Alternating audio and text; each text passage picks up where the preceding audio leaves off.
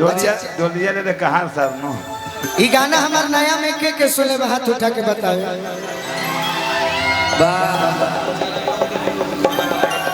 अच्छा हमारे हलवाई साहब बहुत सुंदर बहुत अभी गरमो रहले हक्का जने के करो गानावा के छिला के मत बिगाड़ी कर का करे ओही में लगा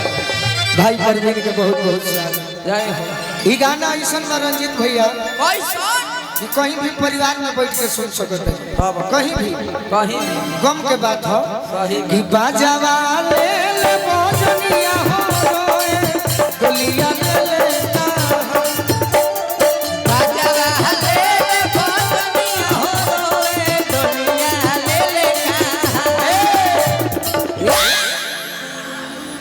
पैसा देता लोग पैसा छोटू सिंह जी बनाई अरे तोर ले ले हो रोई जनुआ चले ससुरा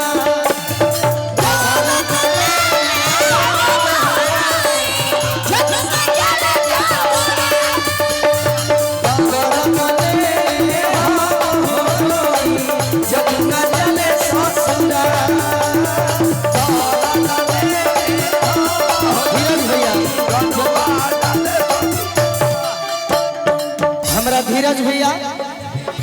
सचदेवा क्लासेस के तरफ से क्या बात बजर पड़े जावा फटी फटी जाए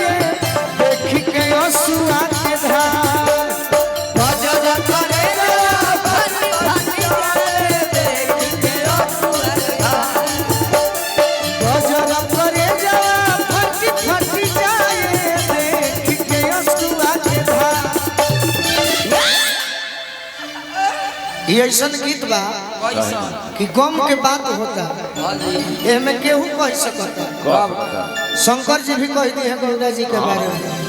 कि हमारा दिल के दुलरी हो चलली हमारा के विशाल हमारा दिल के दुलरी हो चलली हमारा के विशाल हमारा दिल के दुलरी हो चलली हमारा के विशाल। बबलू भैया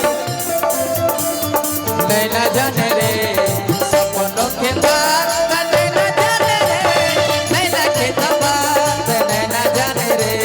सपनों के बात नैना जाने रे अरे हमारा दिल के दुलरी हो चलली हमारा के विशाल हमारा दिल के दुलरी हो चलली हमारा के विशाल और बा और का तो कनवा में गूंजे गूंजे हमारा कोयली के बोलिया काहे काहे बाबा काहे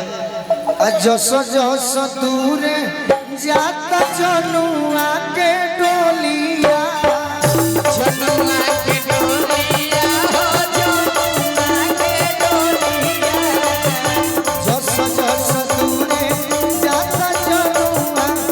ए बाबा ए बाबा आदमी क्या चाहता है क्या चाहता है आदमी वही चाहता है दीवाना वही चाहता है क्या हो कि परते से नूरावा ए बाबा कि परते से नूरावा ए भाई नीचे हूँ आवे के मन करता है कि नहीं खियाव कि हमरा बिजली से सांप से बड़ी डर लगे सही ना ना दादा हां भाई देखो सचिन सिंह सांसा की तरफ से बहुत बहुत पुरस्कार बा लाइनवा से शुक्रिया अदा बा लाइनवा कोटले पर बेसी मारे हां ओने जाही के नहीं खींच ली ना तनी मनी हट जाई भाई लोग के झुमा दी हम तो परते से नूरावा जान हो गई हमारा के हाथ परते से नूरावा जान हो गई हमारा के हाथ अरे हमारा दिल के दुलरी हो चलली हमारा के विशाल हमारा दिल के दुलरी हो चलली हमारा के विकास बोली गणेश भगवान की देखो ट्रांसफार्मर में अच्छा लगा था कि ना अरे तोर ले ले हो रोई जनुआ ले ससुरा